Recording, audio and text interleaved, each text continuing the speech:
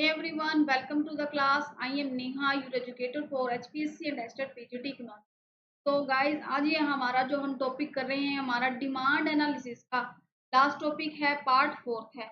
Already हम part 3 कर चुके हैं जिसमें हमने कंप्लीट टॉपिक यानी कि कंप्लीट जो हमारा डिमांड एनालिसिस का टॉपिक था तो हमने 3 पार्ट्स में डिवाइड करके कंप्लीट कर लिया है, जिसमें हमने डिमांड के अंडर जितने भी टॉपिक्स आते थे like law of demand, demand, quantity demand, derive demand and market schedule, demand schedule and like tiffin paradox, diamond water paradox, price effect, income effect, substitution effect, और उसके साथ साथ हमने किस तरीके से नॉर्मल गुड का कर्व बनता है डिमांड के अंदर, और लग्जरी गुड्स, इंफीरियर गुड्स, और उसके साथ साथ हमने ये प्राइस इलास्टिसिटी को समझा था कि प्राइस इलास्टिसिटी की क्या क्या डिग्रीज होती हैं, और उनके एग्जाम्पल्स को भी किया था, उनके न्यूमेरिकल्स को भी किया था, और सब्स्टिट्यूशन इफेक्ट सब टॉपिक्स को हमने कर लिया था। हमने इसके साथ ही लास्ट टॉपिक जो हमारा थर्ड हुआ था उसमें हमने नेटवर्क एक्सटर्नैलिटीज यानी कि band wagon effect, snob effect, Veblen effect और इन सभी गुड्स जो अब उनके अंदर आते हैं उन सभी को हमने क्लास में कवर अप कर लिया था। आई थिंक सारे ही टॉपिक हमने इसके अंदर पार्ट 3 में कंप्लीट कर लिए थे।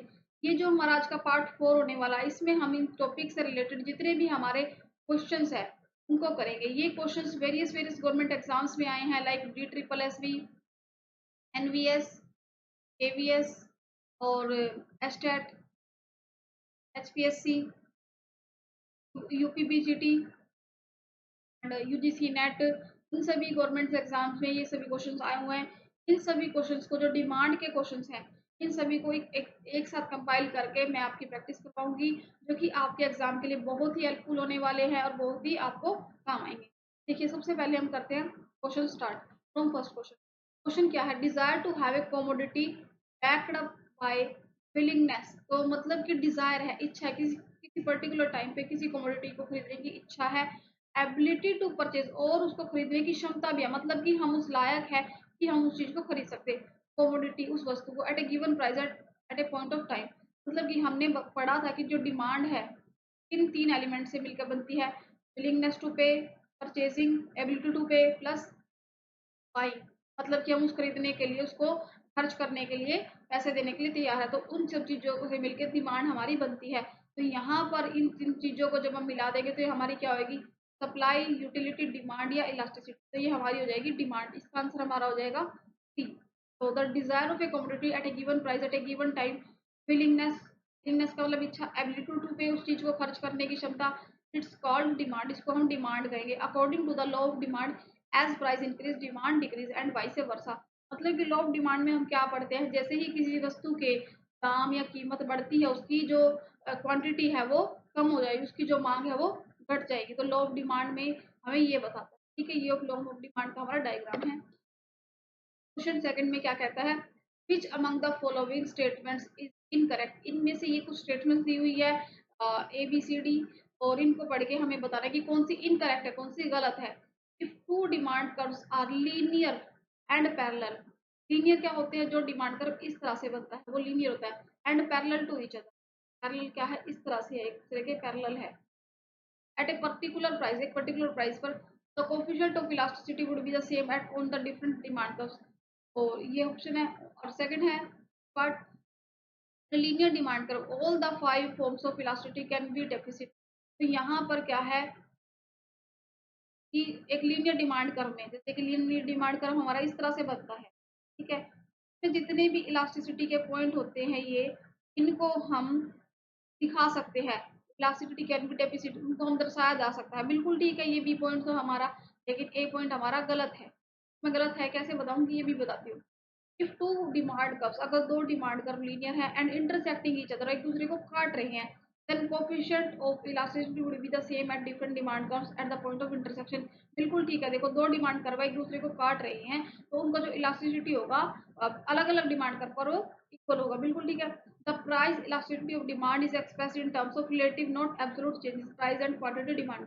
तो यहाँ पर जो क्या है, मांग की कीमत लॉज और मांग की मात्रा के लॉज में क्या है, एब्सोल्यूट चेंज होता है, रिलेटिव चेंज नहीं होता। तो ये भी बिल्कुल ठीक है। तो यहाँ पर जो हमारा पॉइंट ए है यानी कि फर्स्ट पार्ट है, ए पार्ट है, तो ये क्या कह रहा है, जो ये ऑप्शन है, अगर 2 डिमांड्स कर्व लीनियर है एंड पैरेलल है एक दूसरे के। देन पर्टिकुलर प्राइस, एक पर्टिकुलर प्राइस पर जो उनके कोएफिशिएंट है इलास्टिसिटी के वो सेम हो गए, वो सेम नहीं होंगे, वो अलग अलग हो गए। तो इसका हमारा आंसर क्या हो जाएगा कि only on parallel demand cause for a given commodity the price of elasticity will decrease. तो यहाँ पर इसके जो इलास्टिसिटी के प्राइस हो गए वो डिक्रीज हो गए if we move away from the origin. अगर हम ओरिजिन से यहाँ से आगे जाते हैं तो वो हमारे डिक्रीज हो गए। तो इसका आंसर हमारा ए हो जाएगा। ये बी भी ठीक है, सी भी ठीक है, डी भी ठीक है, लेकिन ए हमारा गलत हो जाएगा। देखो ये क्वेश्चन एनवीएस में पूछा हुआ है 2022 में, ठीक है। और जो ये हमारा लास्ट क्वेश्चन ये आया था, फर्स्ट क्वेश्चन, ये आरपीएससी में पूछा हुआ है 2022 में। अब थर्ड क्वेश्चन करते हैं। In case of given goods the demand curve will be. देखो हमने गिवन गुड्स का पूरा कॉन्सेप्ट पढ़ा था। गिवन गुड्स क्या होते हैं? गिवन गुड्स वो होते हैं जहां हमारा लॉ ऑफ डिमांड क्या होता है, वायलेट हो जाता है। लॉ ऑफ डिमांड क्या होता है, नहीं लागू होता। ये उसका एक्सेप्शन है, ये उसका एक्सेप्शन है, उसका अपवाद है, उसका अपवाद है ऑफ डिमांड। तो जो हमारा लॉ ऑफ डिमांड में डिमांड कर्व होता है वो डाउनवर्ड स्लोपिंग, क्योंकि इनवर्स रिलेशनशिप होता है प्राइस का और क्वांटिटी डिमांड का। लेकिन गिवन गुड्स में क्या होता है, डिमांड कर्व क्या होता है, अपवर्ड स्लोपिंग होता है, राइटवर्ड। क्यों? क्योंकि जो लॉ ऑफ डिमांड है वो यहाँ पर लागू नहीं होता। ये यहाँ पर लागू किस लिए नहीं होता, क्योंकि गिवन गुड्स के केस में जो प्राइस है अगर चीजों के बढ़ जाते हैं तो उसी डायरेक्शन में हमारी क्वांटिटी डिमांड भी बढ़ती है। क्योंकि देखो गिवन गुड्स क्या होते हैं, लो क्वालिटी की गुड्स होते हैं। यहाँ पर कंज्यूमर लो क्वालिटी की गुड्स ही खरीदता है। अगर उसकी इनकम कम, जितनी उसकी इनकम है वो फिक्स है, ठीक है। अगर चीजों के दाम बढ़ते भी है तो भी वो उनकी क्वांटिटी कम नहीं करेगा, तो भी वो उनको खरीदना जारी रखेगा। तो यहाँ पर क्या है, लो ऑफ डिमांड वाइल्ड हो जाता है, खत्म हो जाता है, उसका अपवाद शुरू हो जाता है। तो यहाँ पर क्या है, जिस जिस डायरेक्शन में प्राइस बढ़ते हैं उसी डायरेक्शन में क्वांटिटी डिमांड भी बढ़ती है, मतलब कि इसमें सेम ट्रेंड में बढ़ते हैं। तो इसका जो डिमांड कर्व हो जाएगा वो अपवर्ड स्लोपिंग हो जाएगा, राइटवर्ड। देखो ये अपवर्ड स्लोपिंग है गिवन गुड्स में। तो the demand curve for a given goods upward sloping, वो क्या होता है, अपवर्ड स्लोपिंग, ऊपर की ओर जाता हुआ सीधा। As the price of given goods increase, जैसे ही गिवन गुड्स के प्राइस इंक्रीज हो गए क्वांटिटी डिमांड ऑल्सो इंक्रीज, तो इनकी जो क्वांटिटी डिमांड है वो भी इंक्रीज होगी। The usual law of demand, तो मतलब कि हम जिन्हें लॉ ऑफ डिमांड में क्या पढ़ा था कि अगर जैसे प्राइस इंक्रीज होगा तो हम क्या करेंगे, क्वांटिटी डिमांड हम कम कर देंगे। लेकिन गिवन गुड्स में ये नहीं होता, गिवन गुड्स में इसका उल्टा होता है, ठीक है। अब पढ़ते हैं। ये क्वेश्चन आया हुआ है पंजाब लेक्चरर में 21 में। Law of demand deficits the relation between, जो हमारा लॉ ऑफ डिमांड है, मांग का नियम है, किसके बीच दर्शाता है। तो बिल्कुल इजी क्वेश्चन है, बिल्कुल सिंपल क्वेश्चन है, क्योंकि ये जो हमारा टॉपिक है बिल्कुल इजी सा ही है। उसके ही रिलेटेड ये जो प्रीवियस के क्वेश्चन है हम डिस्कस कर रहे हैं। तो लॉ ऑफ डिमांड क्या बताता है, देखो भाई, लॉ ऑफ डिमांड बताता है price of a commodity and income of consumer. नहीं, लॉ ऑफ डिमांड हमारा बताता है price of a commodity and relation between quantity demand, quantity की कितनी डिमांड करेंगे, price of a commodity and quantity of a commodity, price और demand किसी commodity की क्या हम क्वांटिटी ले रहे हैं। तो इसको आंसर हमारा हो जाएगा बी, ठीक है, इसका आंसर हमारा हो जाएगा बी। क्वेश्चन है, देखो ये भी पंजाब लेक्चरर में आया हुआ है। A change in the price of one commodity, एक कमोडिटी के प्राइस में क्या हो रहा है, चेंज हो रहा है। That cause change in the demand of another, तो उसका क्या प्रभाव पड़ता है, दूसरी कमोडिटी पर क्या प्रभाव पड़ता है। इसका आंसर क्या होगा, देखो प्राइस इलास्टिसिटी ऑफ डिमांड ये भी नहीं होगा, इनकम इलास्टिसिटी ऑफ डिमांड ये भी नहीं होगा। तो क्या है, दूसरी पर पड़ रहा है जिसके कारण दूसरी वस्तु की मांग में चेंज हो रहा है। ये हमारा हो जाएगा क्रॉस इलास्टिसिटी ऑफ डिमांड। ना तो ये सब्स्टिट्यूट करना, ये इनकम साइज से इफेक्ट पड़ रहा है। एक प्राइस की वजह से दूसरी के प्राइस पर, दूसरे के डिमांड पर असर पड़ रहा है। तो ये हमारा हो जाएगा the relationship change in A price of a commodity. तो ये रिलेशनशिप किस में शो होता है, क्रॉस इलास्टिसिटी ऑफ डिमांड में। ये हमने पूरा कंसेप्ट हमारी क्लास में किया हुआ है। क्रॉस इलास्टिसिटी ऑफ डिमांड में क्या होता है, change in the price of a commodity that is cause a change in the demand of another, मतलब कि इसकी वजह से दूसरी जो कमोडिटी है उसकी डिमांड में असर पड़ता है। तो ये क्या शो करता है, ये क्या दर्शाता है, cross elasticity of demand. It measures, ये क्या मापता है, how the quantity demanded of one good, मतलब कि किस तरीके से एक गुड की क्वांटिटी डिमांडेड रिस्पॉन्ड करेगी change in price of another good, मतलब दूसरे वस्तु के कंपैरेटिवली उसके प्राइस में, ठीक है। अब है हमारा सिक्स्थ क्वेश्चन। इसमें ये पूछा हुआ है कौन सी जो कथन है, कौन सा जो लाइन है वो गलत है, रॉन्ग है। ये भी क्वेश्चन पंजाब के उसमें आया हुआ है। देखो में है demand curve always slopes downward irrespective of commodity. देखो यहाँ पर क्या है, चाहे वस्तु कोई भी हो, नहीं यहाँ पर अगर गिवन गुड्स हो, यहाँ पर ये गलत हो जाएगी स्टेटमेंट। अब नेक्स्ट पढ़ते हैं, downward sloping demand curves follow laws of diminishing marginal utility. बिल्कुल ठीक है, क्योंकि जो डाउनवर्ड स्लिप हम स्लोपिंग डिमांड कर्व पढ़ते हैं, इसमें क्या लॉ ऑफ डिमिनिशिंग, जैसे जैसे हम एक यूनिट को कंज्यूम करते जाएंगे वैसे हमारी जो मार्जिनल यूटिलिटी है वो कम होती जाएगी। मतलब जैसे जैसे हम एक यूनिट को बढ़ाते जाएंगे तो उससे मिलने वाली जो हमारी यूटिलिटी है वो हम कम करते जाएंगे। तो उससे फॉर एग्जाम्पल जैसे आप कोई चीज खा रहे हो, आपने एक चीज खाई तो आपको कुछ यूटिलिटी मिली, फिर आपने दूसरी खाई, आपको पहले के कंपैरेटिवली कम मिली, फिर आपने उस चीज को तीसरी बार खाया, फिर आपको दूसरी की कंपैरेटिवली और यूटिलिटी कम मिली। तो ऐसे ऐसे करके ये law of diminishing marginal utility यहाँ पर लागू होगा। ये भी बिल्कुल ठीक है। Demand means that how much a person will willing to buy a commodity at a certain price at a set possible price during the some specific period of time. ये भी बिल्कुल ठीक है, ऑल ऑफ द अबव। तो देखो यहाँ पर इसका आंसर हो जाएगा ए। तो ए ऑप्शन है वो इनकरेक्ट है। तो यहाँ पर क्या, law of demand is true in the lines of most cases, demand curve always slope downward. बिल्कुल हमें पता है कि जो डिमांड कर्व है वो ऑलवेज डाउनवर्ड स्लोपिंग होता है। कुछ कुछ ऐसे एक्सेप्शन होते हैं, जैसे गिवन गुड्स का हो गया, या फिर कुछ ऐसे एग्जाम्पल्स होते हैं कि लोग ना उनके हैबिचुअल हो चुके हैं। जैसे कुछ चीजें ऐसे होते हैं, जैसे कि कुछ लोग अल्कोहल के एडिक्टेड होते हैं, कुछ लोग ये सिगरेट्स वगैरह के एडिक्टेड होते हैं। तो क्या है, वो उन चीजों को नहीं छोड़ सकते। अगर उनके प्राइस हाई भी हो गए और तो भी वो उनको खरीदेंगे। या जैसे कि वेबलन गुड्स हो गए, वेबलन गुड्स क्या होते हैं, वो एक प्रेस्टिजियस गुड्स माने जाते हैं। प्रेस्टिजियस गुड्स क्या होते हैं, मतलब कि लोग उनको तभी खरीदेंगे, जैसे महंगी कारें हुई, ब्रांडेड कपड़े हुए, डायमंड्स हुए, और तो वो उनको तभी खरीदेंगे जब उनकी प्राइस हाई होगी। क्योंकि वो समाज में क्या दिखाना चाहते हैं कि हम नॉर्मल लोगों से अलग है, हम बहुत अच्छी चीजों को कंज्यूम कर रहे हैं।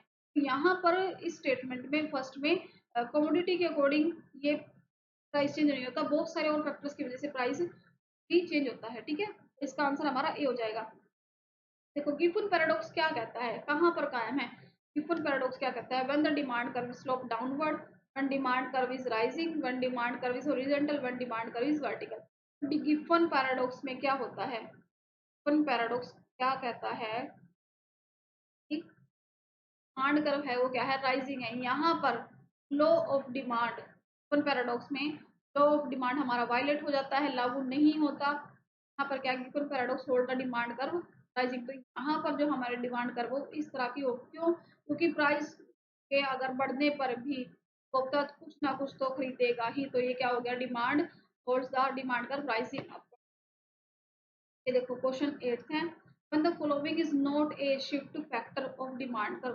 क्वेश्चन आया हुआ है तेलंगाना डिग्री कॉलेज 2017 के पेपर में। इसमें कौन सा पूछो, निम्नलिखित में से कौन सा मांग वक्र का बदलाव का कारण नहीं है। हमने किया था, हमने लास्ट टॉपिक में जो हमारे ये डिमांड का टॉपिक हुआ था कि कौन से फैक्टर्स डिमांड को शिफ्ट करते हैं।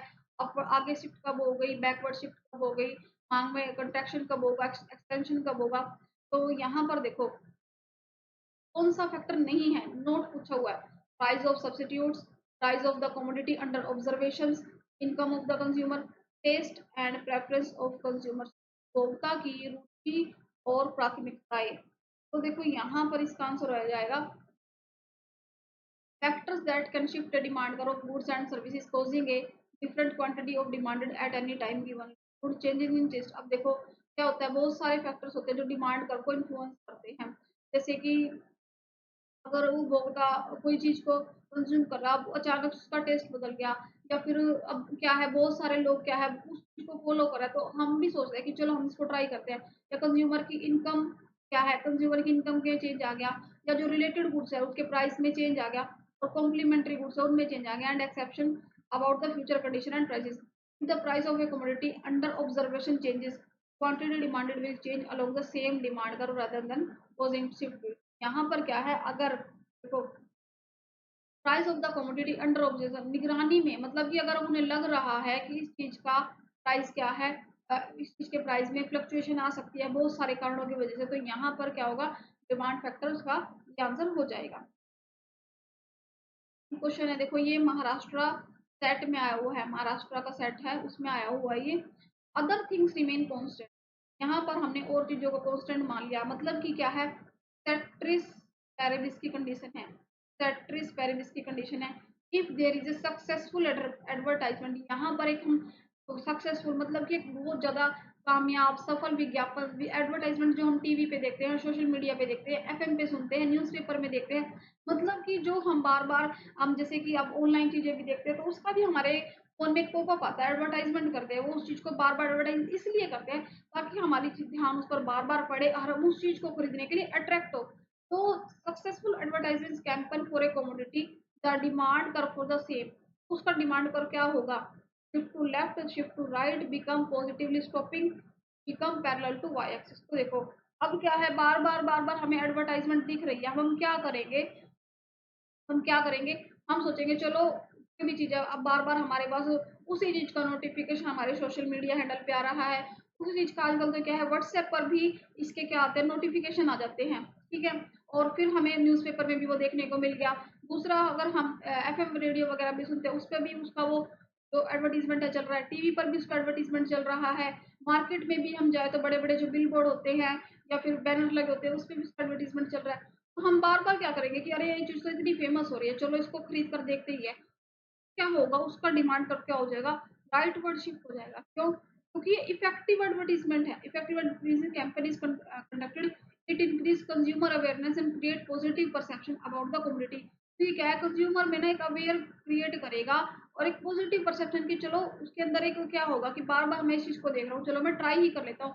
The shift in demand is represented by rightward shift in the demand कर। तो यहाँ क्या है, डिमांड है तो हमारी तो इस तरह से आगे की ओर खिसक जाएगी, ठीक है। जैसे मान लो ये डिमांड कर्व था, अब क्या है, अब लोग सोचेंगे चलो उसको खरीद के देखते, तो डिमांड कर्व हमारा आगे की ओर खिसक जाएगा, ये हमारा न्यू डिमांड कर्व हो जाएगा ये वाला। तो ये क्या हो गया, यहाँ से यहाँ चला गया, तो ये क्या हो गया, राइट वर्ड हो गया, राइट वर्ड। नेक्स्ट है which of the following is true, वो पूछा हुआ about inferior goods demand curve. तो डिमांड कर्व में इंफीरियर गुड्स के बारे में कौन सा सच है।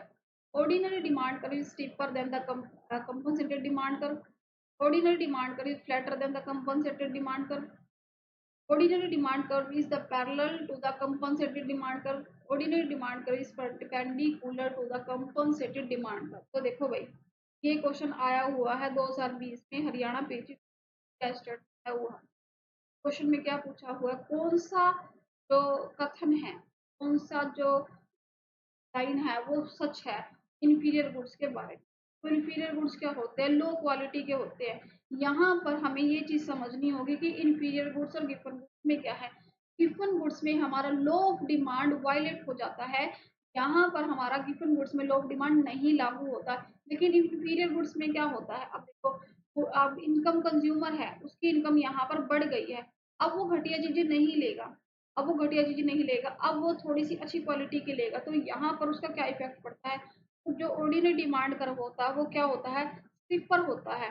The ordinary normal demand curve with the respect of demand और inferior good is steeper slope. Steeper slope का होता है then the compensatory demand curve, compensatory demand curve की अपेक्षा। In economics inferior goods is whose demand decrease when consumer increase income increase. तो inferior goods क्या होते हैं, जब कंज्यूमर की जब कंज्यूमर की इनकम राइज कर जाती है तो डिमांड डिमांड भी यहाँ पर मतलब डिमांड वो उसकी कम हो जाएगी, तो वो घटिया चीजें नहीं लेंगे, वो अच्छी चीजों पे स्विच करेंगे। तो इसका आंसर हमारा हो जाएगा फर्स्ट, इसका हमारा हो जाएगा फर्स्ट। ठीक है, देखो what does the demand table show. तो डिमांड टेबल शो क्या करते हैं, यहाँ पर हमारे प्राइस दिया होता है किसी चीज का, यहाँ पर हमको क्वांटिटी दी होती है, गिवन प्राइस पे हम कितनी क्वांटिटी की रिक्वायर कर रहे हैं, तो हमारा डिमांड टेबल पर शो करता है। Functional relationship between quantity demanded and price, functional relationship between quantity demanded and supplied, table displace quantity demanded at different points, table showing quantity demanded at different places. तो इसका answer हमारा हो जाएगा ए। Demand schedule क्या करता है, functional relationship, एक functional relationship आता है, एक रिलेशन का मतलब एक में दोनों में क्या रिलेशन है वो दिखाता है, किसका, प्राइस का और क्वांटिटी डिमांडेड का। एक पर्टिकुलर टाइम पे हमने कितनी चीजें खरीदी उसकी हेल्प से हम डिमांड कर्व को खींचते हैं। हमारा नेक्स्ट ये क्वेश्चन आया हुआ है एमपी मध्य प्रदेश के असिस्टेंट प्रोफेसर के एग्जाम में। तो ये क्वेश्चन क्या कह रहा है, which of the following is related to proportional changes in quantity demanded. Quantity demanded में कितना प्रोपोर्शनल, प्रोपोर्शनल का मतलब अनुपात में चेंज आ रहा है, इनमें से कौन सी मात्रा में, किसके बारे में पूछा, क्वांटिटी, क्वांटिटी का मतलब मात्रा, ठीक है। तो यहाँ पर इसका आंसर हो जाएगा हमारा, यहाँ पर ये हो जाएगा change in quantity with respect to initial quantity, इसका आंसर हमारा हो जाएगा proportional change in quantity with respect to initial quantity, ठीक है। नेक्स्ट है हमारा 13 क्वेश्चन, ये यूजीसी नेट में आया हुआ है 2017 में, ठीक है, पेपर 3 में आया हुआ है। The demand for rare painting, rare steps etcetera can be explained by which of the following effects. तो देखो भाई, हमने bandwagon effect, snob effect, Veblen goods ये सभी पढ़ लिए थे हमारी लास्ट क्लास। तो यहाँ पर क्या है, रेयर, रेयर पेंटिंग मतलब कि रेयर पेंटिंग जो जल्दी से नहीं मिलती, जिनकी कॉस्ट बहुत ज़्यादा होती है। रेयर स्टैम्प्स मतलब कि जो आसानी से नहीं मिलती, हर किसी के पास नहीं होती। तो जो इस तरह की जो चीज़ें होती है वो क्या होती है, वो स्नोब इफेक्ट में आती है। लोग इन चीज़ों को क्यों खरीदते हैं, जैसे कि महंगे डायमंड्स हो गए, महंगे और बहुत सारा सामान हो गया जो हर किसी के पास नहीं होती। ये चीज़ें क्या होती है, जब इनके प्राइस अगर बढ़ जाते हैं ना, जब इनके प्राइस बढ़ जाते हैं तो लोग सोचते हैं कि अगर हम इनको खरीदेंगे तो सोसाइटी में हमारी एक वैल्यू बढ़ेगी, हम औरों से अलग से हो गए, इसको हम कॉन्स्पिशियस कंजप्शन भी कहते हैं, ठीक है। और जब इनके प्राइस कम होंगे तो वो सोचते हैं कि अरे यार ये तो बिल्कुल अच्छे नहीं, मतलब इनके प्राइस लो हो गए, अब तो कोई भी इनको खरीद सकता, तो वो इसको लेना लेना पसंद नहीं करेंगे। तो यहाँ पर डिमांड किसकी है, रेयर पेंटिंग की, रेयर स्टैम्प्स की, दुर्लभ पेंटिंग, टिकटे, ऐसी चीजें जिनका एक सोसाइटी में वो एक अच्छा इफेक्ट दिखाना चाहते हैं, इसको हम क्या कहते हैं, स्नोब इफेक्ट। ये होता है हमारा snob effect. So the demand for rare paintings, rare stamps can be explained by snob effect. When the price of commodity falls, some people of the community bring an increase in demand due to falls in the price, but some people reduce the demand for commodity even after the fall in price to keep yourself away from the common people. मतलब कि वो क्या दिखाते हैं भाई, common people ने भी, normal लोगों ने भी इस चीज को ले लिया, तो अब हम इसको नहीं लेंगे, इसको हम क्या कहते हैं, स्नोब इफेक्ट। ये हमारा 14 क्वेश्चन यूपीपीसीएस में ये आया हुआ है। क्वेश्चन दी हुई है, normal demand function of a commodity is falling from left to right. Normal demand function है, ठीक है, किसी वस्तु का सामान्य मांग जो फंक्शन है, फलन है, यहाँ पर फंक्शन आएगा, फंक्शन का हिंदी में मतलब फलन होता है, ठीक है। क्या कर रहा है, बाएं से दाएं, लेफ्ट से राइट गिर रहा है, लेफ्ट से राइट गिर रहा है, तो इसका क्या रीजन हो सकता है, income effect can be positive और negative due to price change. तो देखो हमारा ये क्वेश्चन क्या कह रहा है, तो ये क्या है, दोनों करेक्ट है, लेकिन आर इसका करेक्ट एक्सप्लेनेशन नहीं है, देखो तो नहीं है। Income effect can be positive और नेगेटिव। अब हमारा डिमांड कर्व है वो फॉल कर रहा है लेफ्ट से राइट, ठीक है, डिमांड कर्व क्या है, फॉल कर रहा है लेफ्ट से राइट, क्यों, कि इनकम इफेक्ट में क्या होता है, कंज्यूमर क्या होता है, इनकम बढ़ती है, यहाँ पर बढ़ती है तो वो क्या करता है, गुड्स को ज्यादा खरीदता है, कम होती है तो वो क्या है, गुड्स को थोड़ा कम खरीदता है। लेकिन नॉर्मल डिमांड कर्व में बहुत सारे ऐसे जो फैक्टर्स होते हैं जो डिमांड को इन्फ्लुएंस करते हैं, जैसे प्राइस हो, जैसे कंज्यूमर के टेस्ट हो गए, प्रेफरेंसेस हो गए, अदर सब्स्टिट्यूट गुड्स के जो प्राइसेस है वो हो गए, क्लाइमेट चेंज हो गया, पॉपुलेशन हो गया, या और भी बहुत सारे फैक्टर्स है जो डिमांड को इन्फ्लुएंस, लेकिन ये वाला जो रीजन है वो इसको वेरीफाई नहीं करता है। तो ये ठीक, लेकिन ये इसको पूरी तरह से स्पष्टीकरण नहीं करता। क्वेश्चन है ये भी यूपीपीजीटी में आया हुआ है, the demand curve is bend to right. अगर ये राइट वर्ड बेंड होता है इट वुड शो, ये क्या दिखाता है, ठीक है, राइट वर्ड मतलब आगे की ओर जा रहा है, आगे की ओर जा रहा है, ये क्या सिखाएगा भाई, मांग में वृद्धि हो रही है, if demand curve shift right it is called increase in demand. देखो अभी ये हमारा नॉर्मल डिमांड कर्व है, ठीक है, ये राइट शिफ्ट करेगा तो ये इंक्रीज इन डिमांड होगी, लेफ्ट लेफ्ट शिफ्ट करेगा तो ये डिक्रीज इन डिमांड होगी, ठीक है। अभी आया हुआ है आंध्र प्रदेश के केस में, ठीक है, आंध्र प्रदेश के में आया हुआ है 2018 का question, which of the following can most typically have positive negative and zero values। तो हमने इलास्टिसिटी का टॉपिक पढ़ा था, हमने प्राइस इलास्टिसिटी पढ़ा, हमने क्लोज इलास्टिसिटी पढ़ा। तो प्राइस इलास्टिसिटी में हमने 5 डिग्रीज की पढ़ी थी, एडवर्टाइजिंग इलास्टिसिटी ऑफ डिमांड ये अलग टॉपिक है, प्राइस इलास्टिसिटी ऑफ सप्लाई में ये नहीं होते। तो यहाँ पर ये बचता है क्रॉस इलास्टिसिटी ऑफ डिमांड में, ये तीन कंसेप्ट होते हैं, पॉजिटिव, नेगेटिव और जीरो। आंसर हमारा हो जाएगा ए। यहाँ पर cross elasticity of demand measure क्या करता है, responsiveness of quantity demand of one good और change in the price of another goods के रिस्पेक्टिवली। तो ये पॉजिटिव होता है, नेगेटिव होता है और जीरो होता है। ये 3 डिग्रीज को हम पढ़ते हैं, ठीक है। हमारा 17 क्वेश्चन क्या कहता है, the absolute value of demand ranges. Demand की जो रेंजेस होती है उसकी एब्सोल्यूट वैल्यू हम किसके बीच में पढ़ते हैं, -2 -infinity to plus infinity, 0 to infinity और 1 टू इन्फिनिटी, 0 टू 1। तो ये केवीएस में आया हुआ भाई, देखो पीपीटी में।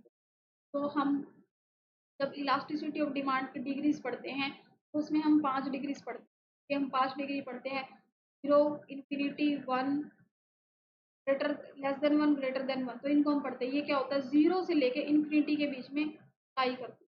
तो ये आंसर हमारा हो जाएगा 0 टू इन्फिनिटी के बीच में लाई करते हैं। Industry demand curve of labour is this. Industry demand curve क्या होता है, श्रम के लिए उद्योग यानी कि जब दो फर्म्स को हम कंबाइन कर देते हैं, दो इंडिविजुअल फर्म्स को हम डिवाइड कर देते हैं, तो जो हम उसको मिला के जो हमारा एक सम आता है, टोटल आता है, तो उससे जो हमारा कर्व बनता है, जैसे फर्म है ये बी है, इन दोनों के कर्व को हम ऐसे ऐसे जोड़ देंगे तो ये हमारा जो समेशन आएगा ये हॉरिजॉन्टल सम हो जाएगा इंडिविजुअल फर्म लेबर का। तो इसका आंसर हमारा ए हो जाएगा। तो देखो ये फर्म ए का ग्राफ है, ये फर्म बी का ग्राफ है, ये टोटल इंडस्ट्री का बन गया। इन दोनों को जोड़ दिया तो ये टोटल इंडस्ट्री का बन गया। The demand for labour curve is a function of wage which is downward sloping, जो कि डाउनवर्ड स्लोपिंग है। Market demand firm for labour and industry demand is horizontal sum. तो मार्केट डिमांड जो labour का या इंडस्ट्री का, ठीक है, वो क्या होता है, सम होता है इन दोनों का, फर्म ए का और बी का। तो इन दोनों के दोनों फर्म को ए को और फर्म बी को जोड़ देंगे तो हमारा इंडस्ट्री का हॉरिजॉन्टल डिमांड कर्व आ जाएगा। ठीक है, हॉरिजॉन्टल ऐसे होता है, हॉरिजॉन्टल तरह से होता है और वर्टिकल ऐसे होता है। वर्टिकल ये होता है और ये हॉरिजॉन्टल, ठीक है।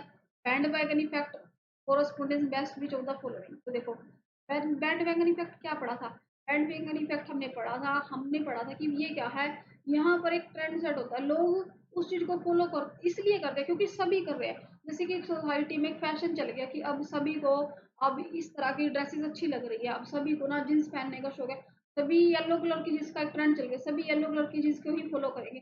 चाहे हमको ये पता नहीं हो कि हम पे सूट कर रही है नहीं है, हम इसको खरीदने में अफोर्डेबल नहीं है, चाहे वो लो क्वालिटी के ले, तो यहाँ पर लोग क्या करते हैं, भेड़ चाल चलते हैं।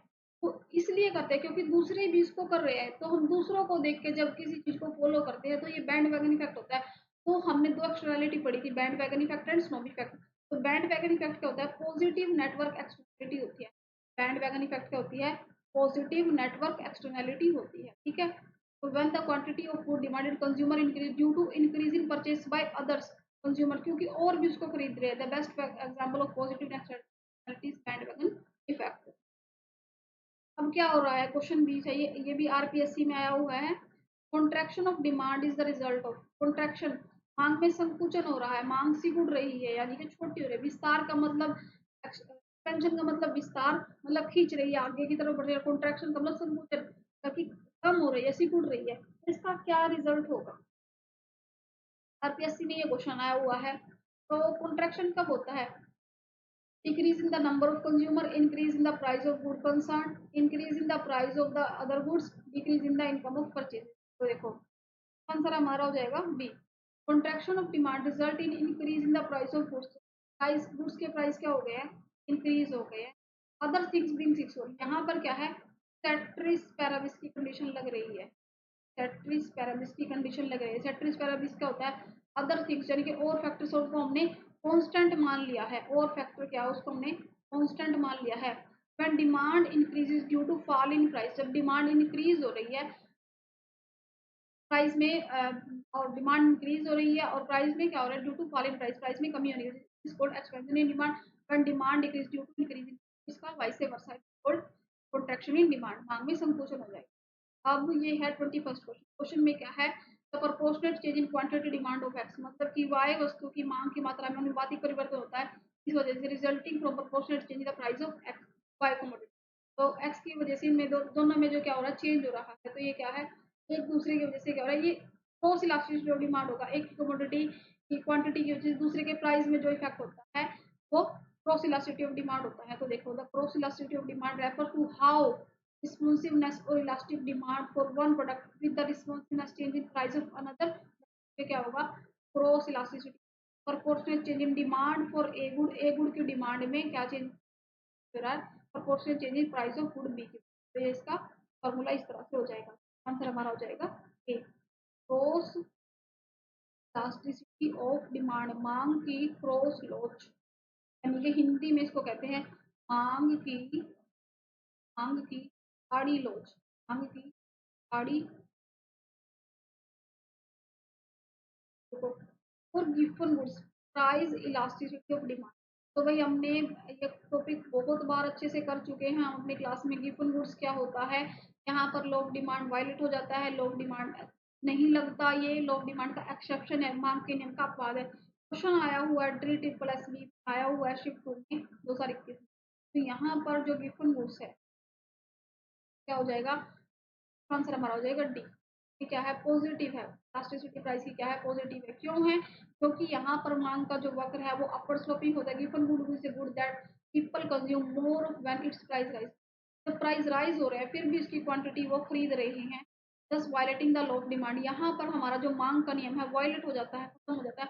Price elasticity of demand is positive for given goods. यहाँ पर क्या है, मांग क्या है, कीमत लोच है, वो क्या है, पॉजिटिव है गिवन गुड्स। ठीक है, अब देखते हैं 23rd क्वेश्चन। ये भी यूपीपीसीटी में आया हुआ है हमारा क्वेश्चन।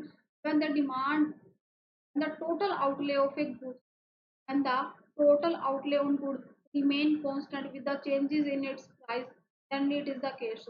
मतलब जब किसी वस्तु का टोटल आउटले कुल परिव्यय की कीमत में परिवर्तन के साथ स्थिर रहता है, कांस्टेंट रहता है, तो यह होती है price elastic, price inelastic, perfectly unit elastic या हाईली इलास्टिक। तो देखो ये क्या हो जाएगा हमारा,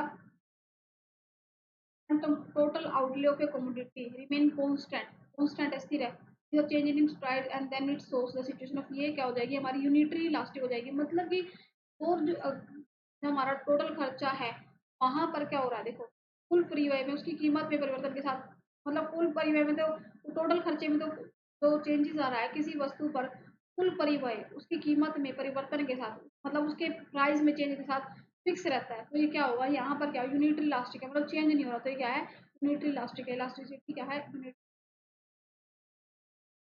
इनकम इलास्टिसिटी, इनकम इलास्टिसिटी और लग्जरी गुड्स में क्या है, यूपीपीसीएस में आया हुआ है क्वेश्चन, ठीक है, एमपी में सॉरी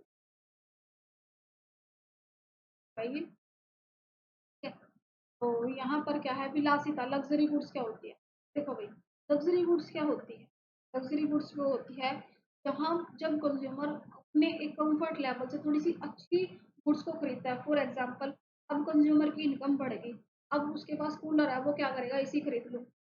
एसी क्या हो गया उसके लिए, लग्जरी गुड। अब कंज्यूमर के पास क्या है, सिंपल कीपैड फोन, अब सोचता है वो अच्छा अच्छा एंड्रॉइड फोन ले लो, अभी उसके लिए क्या हो गया, लग्जरी गुड। अब कंज्यूमर की इनकम अच्छी हो गई, अब उसके पास बाइक है, वो सोचता है मैं कार ले लूँ, उसके लिए क्या हो गई, लग्जरी गुड्स। तो लग्जरी गुड्स में इनकम इलास्टिसिटी क्या होगा, always positive, negative, zero, infinite.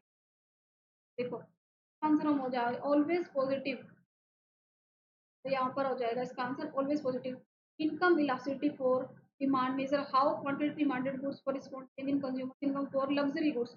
तो लग्जरी गुड्स में क्या होगा, income elasticity for is always positive because peoples income increase they tend to buy more luxury goods. देखो भाई अब इसकी इनकम बढ़ गई है, अब वो क्या है, नॉर्मल गुड्स तो खरीद ही रहा था, नॉर्मल गुड्स के साथ साथ वो लग्जरी गुड्स भी खरीदेगा।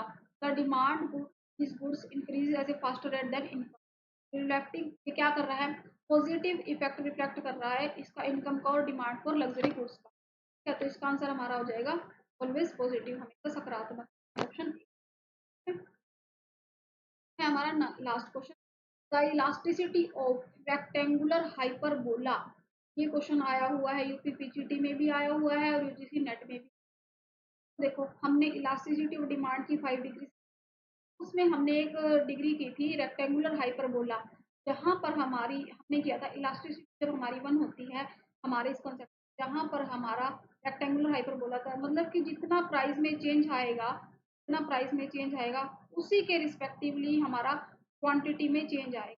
तो यहाँ पर क्या होता है, तो यहाँ पर हमारी जो इलास्टिसिटी है, हमारी जो इलास्टिसिटी,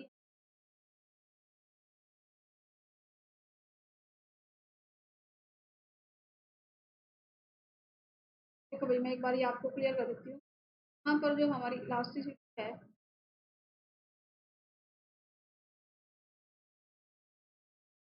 पहले प्राइस इतना था, यहाँ पर ये जो दोबारा बना, यहाँ पर इतने प्राइस पर ये इतनी क्वांटिटी दे रहा था, और अब इतने कम प्राइस के कम होने पर भी ये इतनी क्वांटिटी दे रहा है। मतलब कि जितना प्राइस में चेंज आया उतने ही अकॉर्डिंग क्वांटिटी में चेंज आया, जितना प्राइस में चेंज आया उतना ही क्वांटिटी में चेंज। तो ये जो इसका यूनिट इलास्टिसिटी होगा ये होगा, तो यहाँ पर हमारी इलास्टिसिटी बनोगी। इसके अंदर जो ये रेक्टेंगल्स बन रहे हैं, ये क्या है, जिसके अंदर जो ये रेक्टेंगल्स बन रहे हैं क्या है, इक्वल है।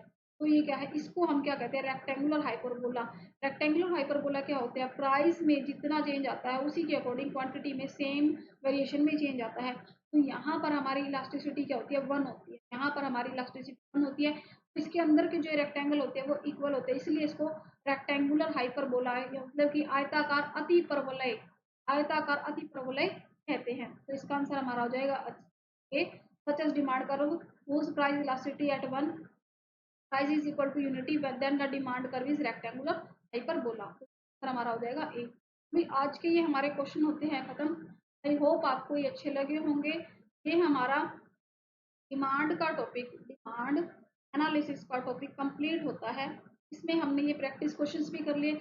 अब आपको इसके लिए प्रैक्टिस के लिए एक पीडीएफ मिल जाएगी जिससे आप अपने क्वेश्चन को सॉल्व कर सकते हो और अपने डाउट ले सकते हैं। भाई हमारा ऑलरेडी बैच ऐप पर चला हुआ है जिसमें हम कंप्लीट सिलेबस कर रहे हैं with help of previous questions and numericals. तो यहाँ पर हमारा एचपीएससी और एस्टेट का बैच चला हुआ है। इसमें हमने माइक्रो इकोनॉमिक्स स्टार्ट की हुई है, और साथ साथ हमने लाइव क्लासेस भी स्टार्ट कर देनी है जितनी जल्दी हो सके। माइक्रो इकोनॉमिक्स में हमारा डिमांड का टॉपिक कंप्लीट हो चुका है।